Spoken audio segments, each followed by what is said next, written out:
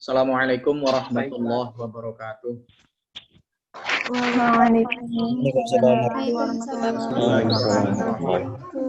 Alhamdulillahirrabbilalamin. Wassalatu wassalamu ala asyrafil anbiya'i wal mursalin sayyidina maulana Muhammadin sallallahu alaihi wasallam wa ala alihi wa ashabihi ajma'in, amma ba'dah. Mari kita mulai perkuliahan kita pada siang hari ini dengan membaca basmalah.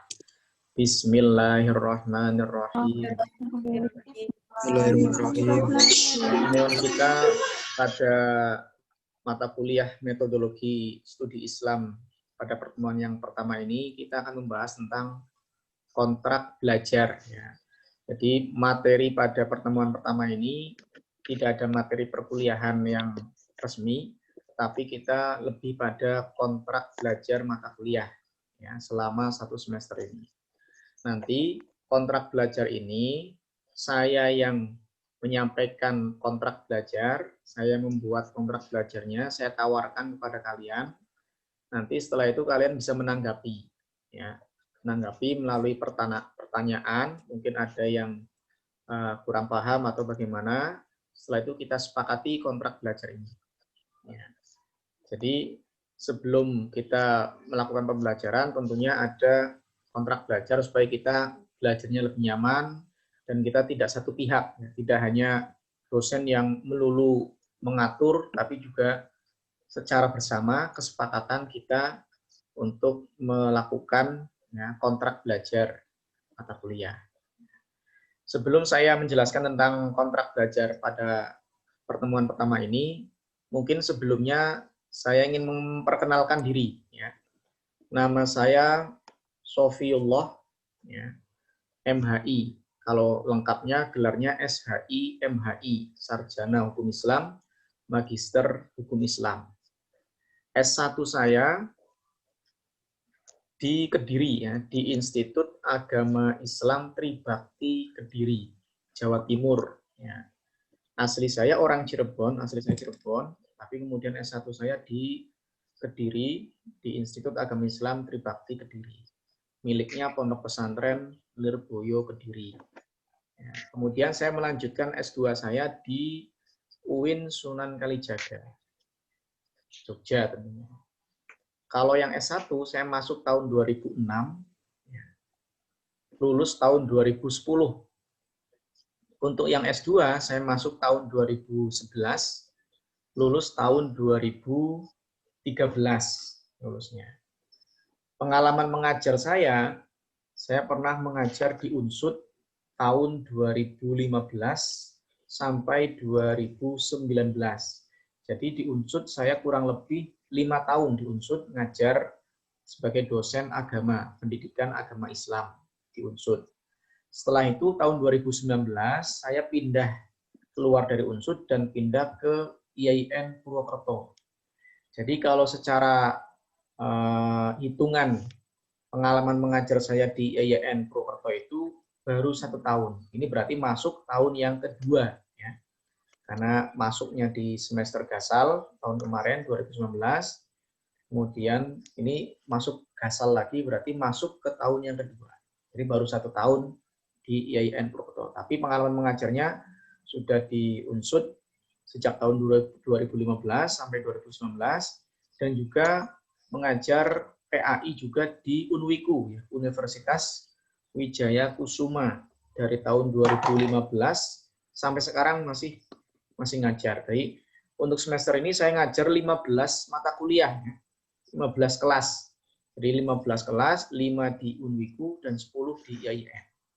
Jadi full, ya seminggu itu full. Ini saja sudah ada dari tadi jam 6.45 saya sudah memulai kuliah, ya. Terus jam 8.30 saya mulai kuliah lagi di kelas berikutnya, dan ini yang ketiga ini. Ya, nanti ada lagi sore, ya. Sore ada lagi, jadi sehari itu bisa 4 kelas. Jadi mahasiswa ya lebih kalah lagi ya daripada saya. Karena ada 15 kelas ya, di semester ini. Itu sedikit pengenalan saya. Kita langsung masuk pada pembahasan tentang kontrak belajar kita, ya, mata kuliah metodologi studi Islam. pada pertemuan yang pertama ini. Yang pertama kaitannya dengan kehadiran dan ketidakhadiran mahasiswa dalam perkuliahan. Mahasiswa dianggap hadir jika mengisi presensi online atau Google Form yang tadi sudah saya kirimkan di awal perkuliahan, paling lambat 2 jam. Dalam artian, kita memulai perkuliahan jam 10.15 sampai 2 jam berarti jam 12 ya, jam 12.15. Itu batas waktu kaitannya dengan presensi online. Dan dianggap hadir juga mengikuti perkuliahan secara daring. Ya. Kalau tidak bisa masuk ke Google Form atau tidak ada nama di Google Form, karena nama itu memang mungkin ada yang terselip, mungkin juga ada yang belum ke copy yang nama itu di Google Form, sehingga mungkin ada beberapa mahasiswa atau mahasiswi yang namanya belum tercantum. Walaupun belum tercantum, tapi nanti di list saja di grup WA ya, nama-nama yang tidak ada namanya di Google Form atau yang sama sekali tidak bisa masuk ke Google Form. Nanti di list di WA siapa saja namanya. Ya. Saya tunggu sampai 2 jam atau jam 12.15 karena nanti akan saya input kehadirannya di Siska. Ya. Di Siska yaitu sistem kaitannya dengan administrasi perkuliahan. Yang resmi sebenarnya di Siska. Kalau Google Form itu hanya membantu saya untuk menginput kehadiran mahasiswa di Siska. Sehingga pakai Google Form ataupun juga list di WA itu sama saja. Jadi jangan kemudian, wah saya kok di list di WA ya berarti nggak hadir. Tidak, tetap bisa saya input ke Siska. Yang menjadi patokan adalah di Siskanya itu. Kemudian mahasiswa yang dianggap tidak hadir jika tidak mengisi presensi online tepat waktu. Atau yang tadi kalau karena nggak bisa masuk atau namanya tidak ada di list, itu termasuk bagian dari presensi online-nya. Dan walaupun mengikuti perkuliahan. Jadi kalau tidak di list dan juga tidak mengisi presensi online lewat Google Form tadi, walaupun dia ikut perkuliahan, misalkan ikut Zoom, ya, saya tidak tahu kalau misalkan mahasiswa itu ikut Zoom, ya, tapi tidak mengisi presensi online, ya saya anggap tidak hadir. Yang ada di presensi online-nya itu, yang ada itulah yang menjadi patokan saya hadirnya. Sehingga patokan utamanya adalah presensi online-nya, dan juga mengikuti perkuliahan melalui daring yang lain, yaitu terutama Zoom. Kemudian mahasiswa yang berhalangan hadir dalam perkuliahan daring, tetap mengisi presensi online. Kalau tidak bisa masuk, ya lewat list di WA. Kalau sudah bisa masuk presensi online-nya di Google Form, maka memilih pilihan izin atau sakit. Di situ kan ada pilihan hadir, alfa, izin, dan sakit. Silakan diklik saja izin atau sakitnya kalau memang berhalangan hadir. Selanjutnya kaitannya dengan sistem penilaian kita. Sistem penilaian perkuliahan ini dibagi menjadi 4 rincian. Dengan rincian pertama, kehadiran. Kehadiran mahasiswa minimal 75% dari total pertemuan. Total pertemuan kita selama kuliah itu ada 14 pertemuan. Ya. Tapi dibagi 7 pertemuan pertama untuk UTS, 7 pertemuan yang kedua itu untuk UAS. Ya. Jadi 7 untuk UTS, 7 untuk UAS. Nah nanti pada saat UTS itu ada rekapitulasi absen. Ya. Absennya direkap. Kalau dari 7 pertemuan UTS itu mahasiswa hadirnya kurang dari 75%, secara sistem otomatis sistem itu tidak menampilkan nama mahasiswa di absensi. Sehingga saya tidak bisa menginput nilainya di absen karena nggak ada namanya. Itu otomatis sudah dihapus oleh sistem, ya. Walaupun absen normalnya masih ada, ya, tapi absen pas UTS mau masukkan nilai UTS-nya tidak ada karena minimal harus 75% kehadirannya. Kalau di bawah itu, maka secara otomatis sistem akan menghilangkan nama mahasiswa. Ya, bukan tugas saya kalau yang itu ya, itu tugas dari sistem yang admin sistemnya. Ya, kalau yang menghapus itu admin sistemnya. Jadi bukan saya, kalau saya ya hanya penilaian persentase penilaiannya saja. Kalau kehadirannya berarti penilaiannya 20%. Ya.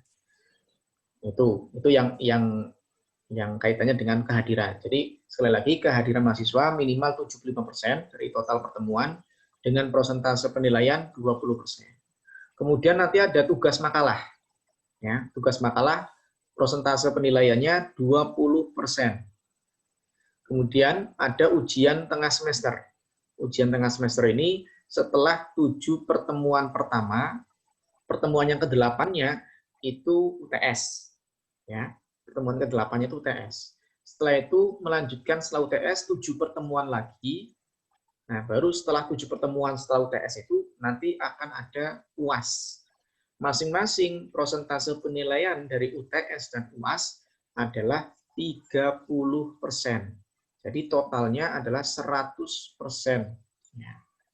Nah, ini kaitannya dengan sistem penilaian ya, yang saya gunakan untuk proses penilaian perkuliahan. Di semua mata kuliah yang saya ampu, modelnya seperti ini. Kehadiran persentase penilaiannya 20%, tugas makalah persentase penilaiannya 20%, UTS dan UAS masing-masing persentase penilaiannya adalah 30%. Terus kemudian aturan selama masa perkuliahan. Jika perkuliahannya menggunakan Zoom, kalau Zoom itu kan berarti kita video yang kelihatan wajahnya, kelihatan sedang apa gitu ya, atau Google Meet, tapi saya lebih memilih Zoom ya, memilih Zoom-nya. Maka mahasiswa harus memakai baju yang sopan. Ya.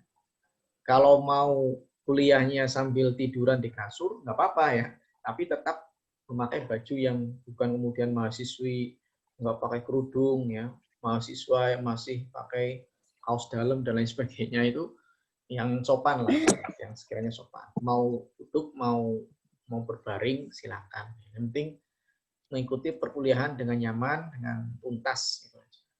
Kemudian mahasiswa dimohon ya, makan dan minum selama perkuliahan daring boleh. Jadi kalau misalkan terlihat lagi minum nggak apa-apa.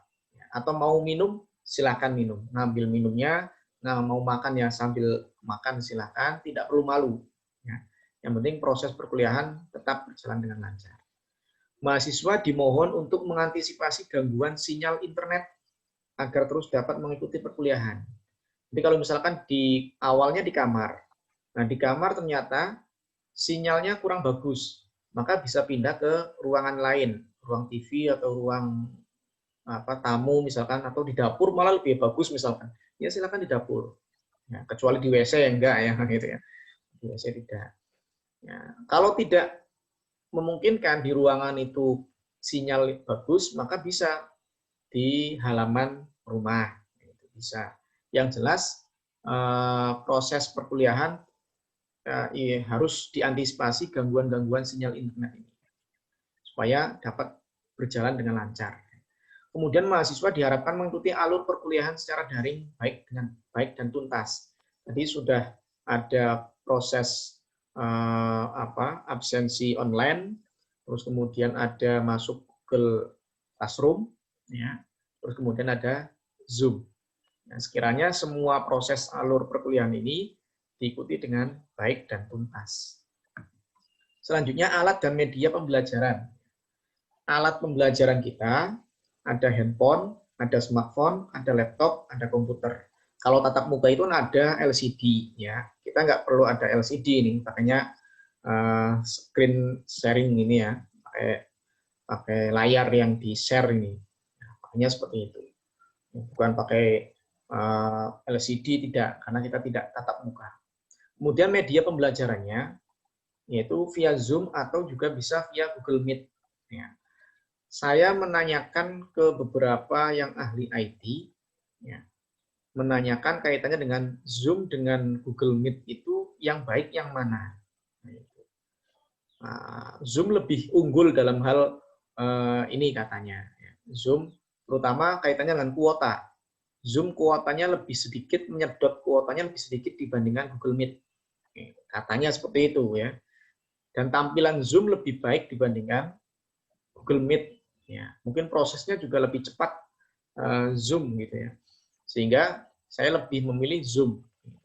Tapi kalau misalkan mahasiswa kesulitan Zoom ya, mayoritas bisanya Google Meet, ya bisa kita berpindah ke Google Meet. Ya. Tapi kalau saya ya karena dari informasi itu, ya akhirnya jadinya saya lebih memilih Zoom.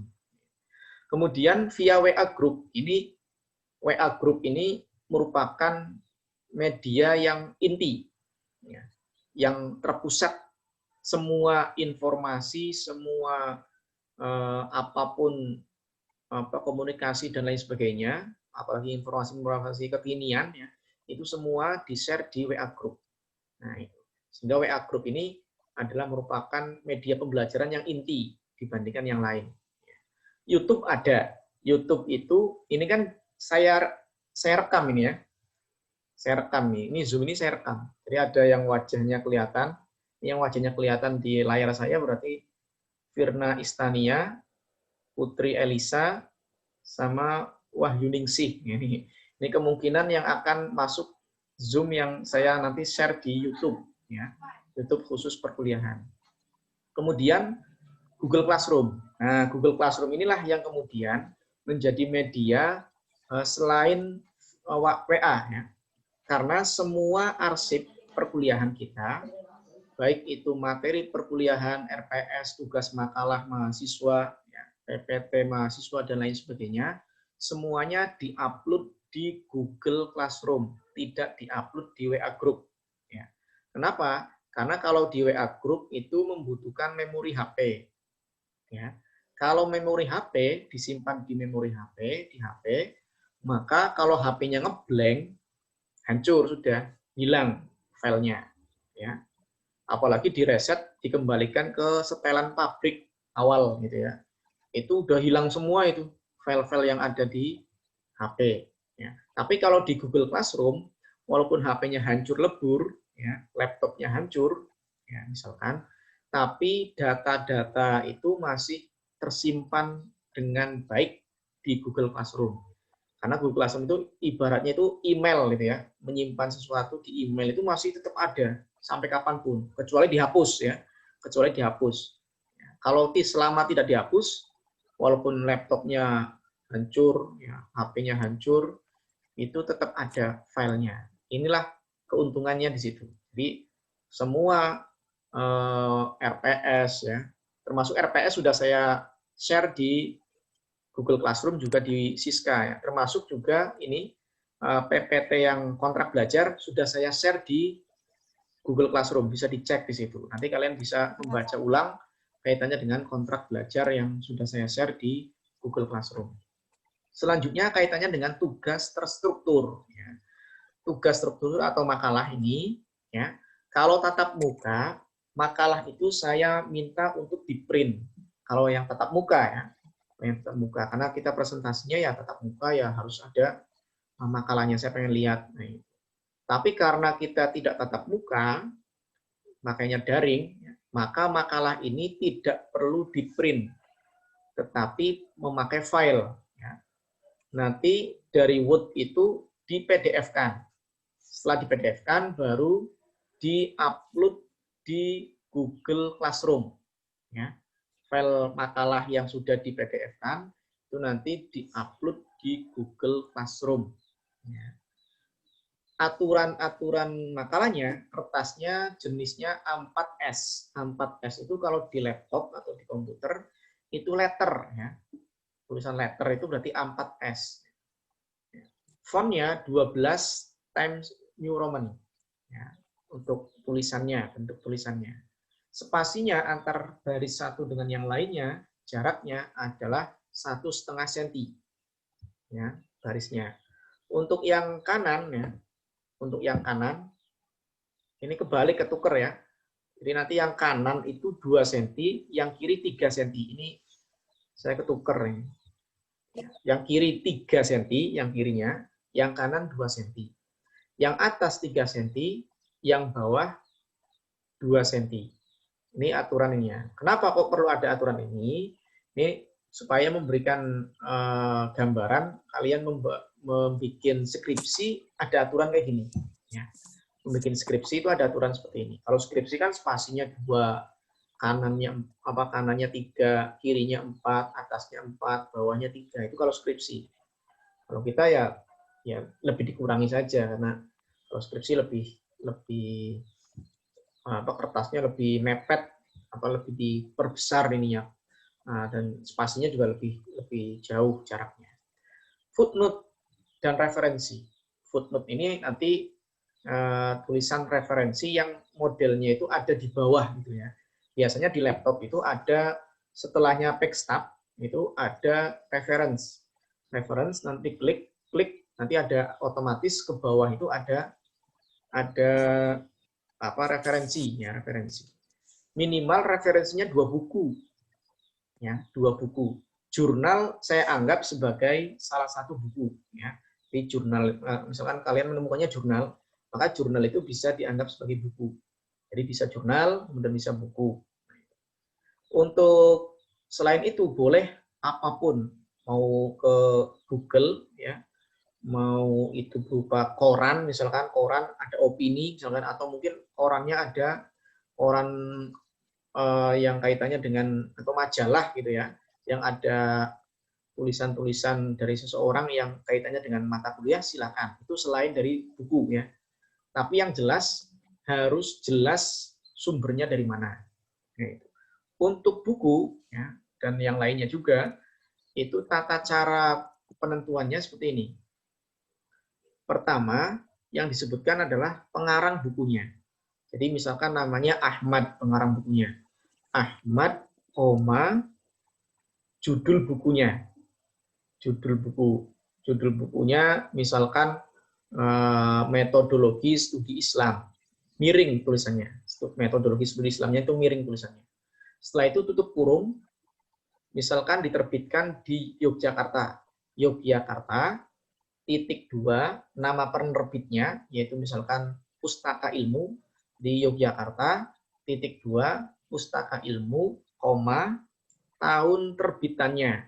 Misalkan tahun terbitannya 2020, ya berarti Yogyakarta, titik 2, Pustaka Ilmu, 2020, tutup kurung. Setelah itu HLM, halaman, ya, disingkat dengan HLM. Ya. Titik, ngambil di halaman yang keberapa. Misalkan halaman 10, ya berarti HLM titik 10. Titik. Nah, itu cara penulisan referensinya. Ya. Begitu juga dengan yang ngambil dari internet. Ya. Nama penulisnya siapa, terus kemudian setelah nama penulis, judul artikelnya apa, setelah itu baru situsnya apa gitu ya, www.gombel misalnya gitu ya, misalkan .com, nah, ditulis itunya situsnya. Kemudian halaman isi ini mengecualikan yang cover ya, cover bukan halaman isi, cover sama daftar pustaka itu bukan bagian isi. Yang bagian isi itu pendahuluan sampai kesimpulan itu isi. Itu minimal 5 lembar. Ya. Pendahuluan sampai kesimpulan itu 5 lembar. Ya. Untuk covernya nanti bentuknya seperti ini. Cover itu yang pertama di atas, paling atas, nama judul makalahnya. Misalkan tentang peran agama bagi manusia atau pentingnya agama bagi manusia, misalkan gitu judulnya. Di bawah judul itu ada tulisan seperti ini. Makalah ini dibuat untuk memenuhi tugas mata kuliah metodologi studi Islam kelas 1 PSA, misalnya gitu ya, 1 PSA. Terus di bawahnya itu ada logo IAIN Purwokerto. Ya, di bawahnya itu ada logo IAIN Purwokerto. Di bawahnya logo IAIN Purwokerto disusun oleh, karena ini kerja kelompok, nanti makalahnya kerja kelompok ya, maka nanti sebutkan nama-nama kelompoknya. Kelompok keberapa dulu, kelompok 1 atau kelompok 2, terus anggotanya siapa saja. Ya. Setelah itu di bawahnya nama-nama kelompok itu ditulis lagi Institut Agama Islam Negeri IAIN Purwokerto, Fakultas Ekonomi dan Bisnis Islam, kemudian Perbankan Syariah 2000, di bawahnya lagi 2020. Itu covernya, bentuk covernya seperti itu. Biar ini jelas ini ya. Selanjutnya kaitannya dengan pembagian kelompok. Kalau biasanya pada saat tatap muka, pembagian kelompok itu saya minta masing-masing mahasiswa itu menghitung 1 sampai 10. Ya. Di baris pertama hitung 1 sampai 10, baris kedua 1 sampai 10 lagi. Sehingga yang menyebutkan angka 1 dari mahasiswa-mahasiswa yang ada menyebutkan angka 1, itulah anggota kelompoknya. Cuma karena di sini kita tidak tatap muka, daring, maka nanti pembagian kelompok akan saya bagi ya melalui absen yang ada di Siska, urutan absennya. Jadi materi perkuliahan yang dipresentasikan oleh mahasiswa itu ada 10 materi. Sebenarnya tidak 10 ya, ada 13, 14 materi. Tapi yang 10 yang nanti dipresentasikan oleh mahasiswa ya, yang dipresentasikan mahasiswa ada 10. Oleh karena materinya yang dipresentasikan ada 10, maka membutuhkan 10 kelompok. Ya, tadi nanti kelompoknya saya bagi sendiri lewat absen yang ada di Siska dengan urutan yang seperti halnya absen itu. Sehingga urutan pertama 1, 2, 3 sampai 5 itu berarti kelompok 1. Oh ini ada 41 ya, berarti yang ada yang 5 dan ada yang 4. Ya. Yang 5 berarti cuma kelompok 1, yang sisanya 4 ya, sampai kelompok 10. Presentasi dilakukan dalam bentuk video. Kalau memungkinkan, kita ini terus pakai Zoom ya. Kalau bisa seterusnya pakai Zoom ya. Ya, kuotanya saya harap semuanya terus ada gitu ya. Jadi nanti pakai Zoom ya kalau bisa. Setelah itu kalau pakai Zoom lebih enak ya. Sehingga bisa kalian memakai Zoom-nya sendiri atau pakai Zoom-nya saya. Terus nanti presentasi ya direkam dan nanti diupload di YouTube. Kalau tidak memungkinkan karena mungkin sinyal atau mungkin apalah yang mengakibatkan Zoom atau Google Meet itu tidak bisa, maka bentuknya video. Nanti setelah itu kalau bentuk video nanti diupload di Google Classroom ya. Di Google Classroom, nanti dari Google Classroom itu saya upload ke YouTube. Nah, nanti kalian bisa lihat di YouTube-nya atau lewat Google Classroom. Kalau itu bentuknya video ya. Tapi kalau bentuknya live seperti ini ya, bentuknya Zoom seperti ini ya bisa langsung dilihat langsung ya. Tapi kalau yang tidak bisa ya pakai video, nanti videonya diupload di Google Classroom.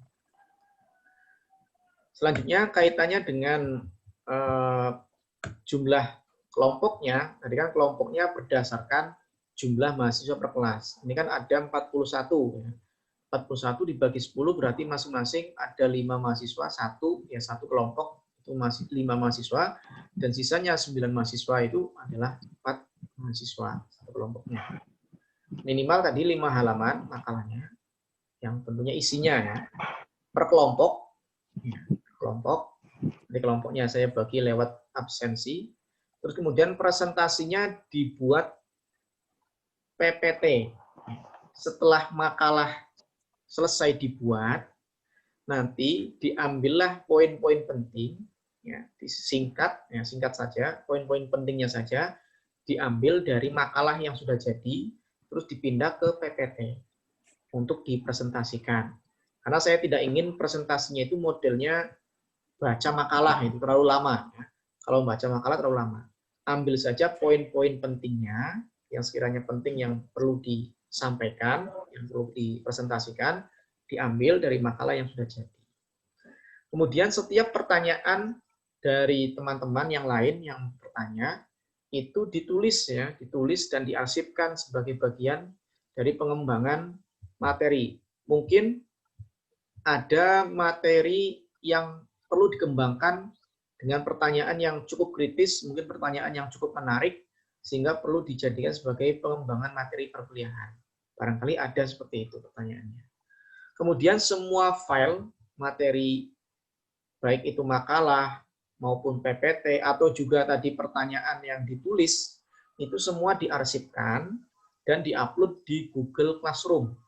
Ya. Semua materi makalah, tugas makalah tadi, juga PPT-nya, ya, atau juga pertanyaan-pertanyaan yang ditulis, yang kemudian ditulis diketik, ya, kemudian diupload di Google Classroom sebagai arsip perkuliahan kita. Jadi suatu saat kalau kalian mau membutuhkan tentang materi-materi itu, ya, bisa ngambil di Google Classroom atau bisa dilihat di Google Classroom. Kalau di WA, ya tadi seperti yang saya sampaikan, itu karena berkaitan dengan memori HP, sehingga bisa habis memorinya atau juga bisa rusak materinya, karena bisa jadi HP-nya rusak, materinya ikut hilang. Selanjutnya materi perkuliahan kita. Pengantar pertemuan pertama itu kaitannya pengantar dan juga kontrak belajar ini tugasnya dosen. Pengantar nanti saya masukkan juga materi yang kedua nanti. Jadi saat pertemuan pertama, pertemuan yang kedua, dan pertemuan yang ketiga, itu masih tugasnya dosen untuk mempresentasikan materinya. Jadi tenang saja, mulai presentasinya di pertemuan yang keempat. Ya. Pertemuan yang pertama, kedua, dan ketiga masih dosen yang mempresentasikan materi.